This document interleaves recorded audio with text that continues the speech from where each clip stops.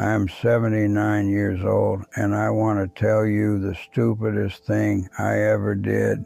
I got married again at 69, and I want to tell you exactly how it happened, not the pretty version, the real one. Because I think some of you are standing right where I was standing in 2013, and nobody told me a word. I grew up in Erie, Pennsylvania. My dad loaded ships on the docks, on the lake. We didn't have much. You didn't complain about that in those days.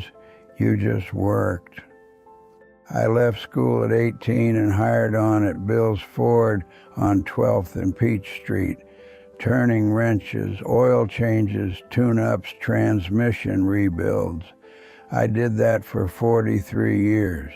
My hands still carry the proof. Busted knuckle scars and a couple of burn marks from exhaust pipes. I don't mind them, I earned them. In 1968, I met Doris at the church picnic. She was 20 years old, standing there laughing with a plate of potato salad in her hand. I thought she was the most alive person I'd ever seen in my life. We got married in 1970. Her father didn't like me much, so we did it at the courthouse.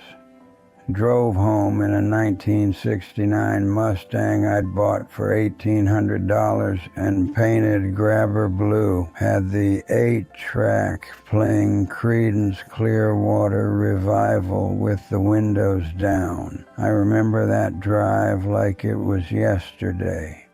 We had 41 years together on Maple Street, 3 kids, Tommy, Karen, Paul, Doris, working at the elementary school and coming home with chalk dust on her sleeves and making meatloaf with Lipton onion soup mix, Sunday dinners at her mother's, kids fighting in the back seat over the window. I got promoted to service manager in 1985. We bought a new F-150, paid off the house in 1998. Sat on the front porch that night, Doris and me, with 2 cans of Iron City beer. Didn't say much, just listened to the crickets. That right there was a good life. I didn't fully understand that until later.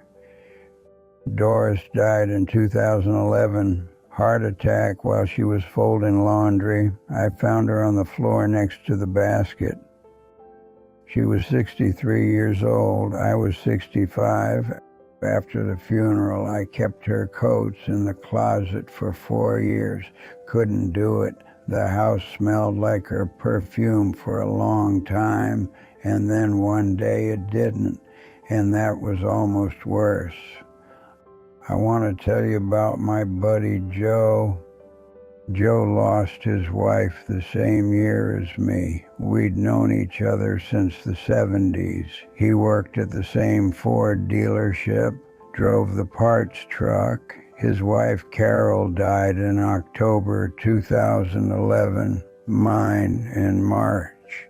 2 old men sitting in the same wreckage. Joe never looked at another woman, not once. Every morning he drove past my house with his boat trailer on the back of his pickup, headed to the lake, alone.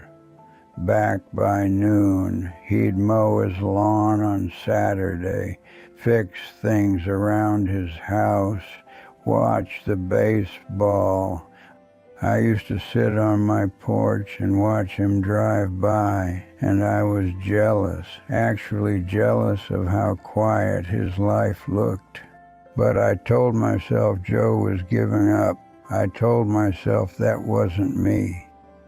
In 2013, my son Tommy said I needed to get out of the house.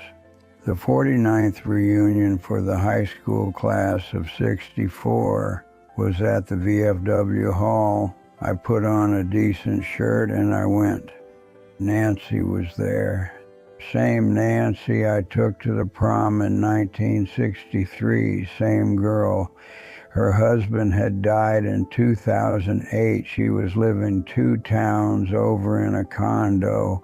We ended up at the same table talking about Mr. Kowalski's history class and the football team that went 3-7 our senior year.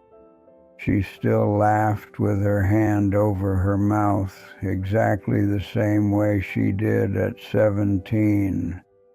We started having coffee at the diner on Tuesday mornings.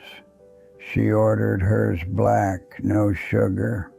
I drove over in the old F-150, 187,000 miles on it by then, cracked dashboard. And we'd sit in the same booth where the kids used to play the jukebox. She told me about her grandchildren. I told her about mine. It felt easy, familiar, like putting on an old jacket you hadn't worn in years and finding it still fit. 18 months later, I asked her to marry me. Did it in the diner parking lot after coffee. She said yes. We got married at the same VFW hall in 2015. Just family, a few old classmates. I was 69. She was 68. I thought I was doing the right thing. The first year wasn't terrible. She made coffee in the morning. We watched Wheel of Fortune and argued over the puzzles. She hung new curtains in the living room, blue ones with little white flowers. I didn't mind the curtains. Then one afternoon I came home from the hardware store and walked into my garage. My workbench was clean, completely empty. 3 boxes of parts I'd had since the 70s, spark plugs, carburetor kits, a set of combination wrenches my father gave me when I made service manager. All of it gone. She'd put it at the curb while I was out, said the garage was a fire hazard. That was my first mistake, not the marriage, that moment right there. Because when I said nothing, I taught her that nothing was what I'd keep saying. Her daughter Denise started coming around every weekend, Friday to Sunday. 47 years old, 2 kids, always short on money. The grandchildren ran through the house yelling. I'd sit in my recliner with the newspaper and couldn't get through a single page. When Denise needed the truck for the weekend, she'd ask Nancy. Nancy would hand over my keys without turning to look at me.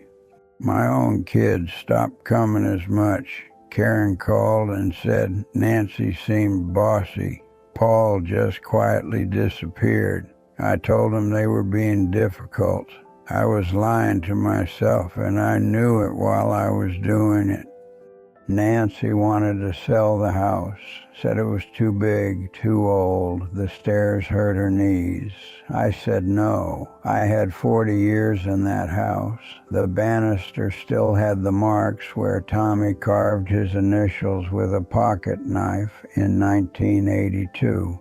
She stopped asking, but she stopped talking to me about other things too. And the silence between 2 people who are annoyed at each other is a different kind of silence than the quiet I used to have alone. In 2017, her son needed $8,000 to fix his roof. I saw it on the bank statement. She had written the check from our joint account without saying a word to me. When I asked about it, she said, "They're family, Frank. You wouldn't understand." I shut my mouth again. I keep coming back to that moment. That was the second mistake, maybe the bigger one, because after that I knew what I was in. and I stayed anyway. I told myself it would settle down, that old people argue that this was just how it was now. I made excuses for 2 more years. By 2019, we barely talked except to argue about the television. She wanted it loud, game shows running all day. I had spent 43 years in a noisy shop, and I liked quiet in my own house. I started sitting in the garage on a folding chair just to get away from the sound, my own garage that didn't have my tools in it anymore. Just a folding chair and the smell of cold concrete. During the pandemic, we were inside together around the clock for months. One night in 2020, she said to me that I never really loved her, that I just didn't want to be alone. And I told her she was right. We divorced in 2022. I was 76 years old. The lawyers took their fees. She got half the equity from the house on Maple Street. I moved into a 1-bedroom above the pizza place on State Street. Every night I smelled garlic and tomato sauce coming up through the floorboards. My kids helped carry the boxes. None of them said I told you so, but I could see it. I'm going to tell you the thing I've turned over in my head 1,000 times since then. After Doris died, I had something I didn't recognize for what it was. Real peace, the kind where you can think your own thoughts without someone rearranging them. I convinced myself that fear was loneliness, that loneliness was a problem, and that Nancy was the solution. She wasn't a solution. She was a person, a real person with her own life, her own family, her own 40 years of habits. And I brought her into a house that was already full of someone else, full of Doris's curtains and my tools and 41 years of a life that was finished. You cannot pour a second life into a container that's already full. I don't know why nobody ever said that to me in plain language. Joe still drives past some mornings with the boat on the trailer. He waves. I wave back from the window above the pizza place. He's been alone for 14 years now, and he looks honestly fine, better than fine. He knows exactly what every day of his life is going to look like, and he's made his peace with that. I spent 9 years and a lot of money and a lot of my kids' goodwill learning to want what Joe already had. The wrenches my father gave me are gone. The house on Maple Street with Tommy's initials in the banister is somebody else's house now. Those things don't come back. But the folding chair is still in the garage. I put it by the window and drink my coffee in the morning and watch the street. That's mine. Nobody's going to put that at the curb. If some part of what I said here lands somewhere real for you, if you're sitting on a porch right now thinking about something you're not sure about, maybe sit with it a little longer than I did. That's the only thing I've got left to offer.